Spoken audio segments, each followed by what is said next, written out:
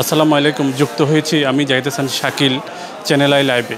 আমরা এখন অবস্থান করেছি ফেনী সদরে অবস্থিত জেনারেল হাসপাতালে। এখানে এসে আমরা দেখতে পেয়েছি বিভিন্ন পানিবাহিত রোগে আক্রান্ত হয়েছে ফেনীর রোগীরা। আপনারা জানেন যে গত এক সপ্তাহের বন্যায় ধসে পড়েছে ফেনীর জেলাটি।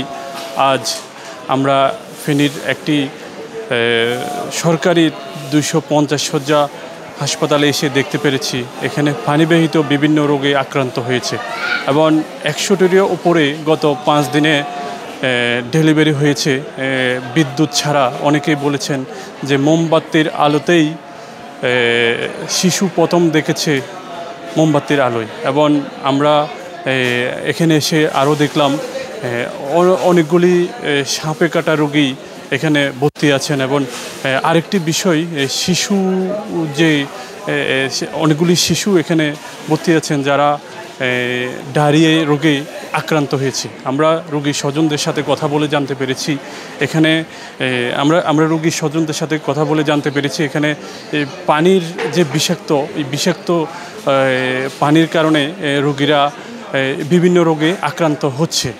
ফেনীর সদর জেনারেল হাসপাতাল থেকে জাহিদ হাসান শাকিল, চ্যানেল আই।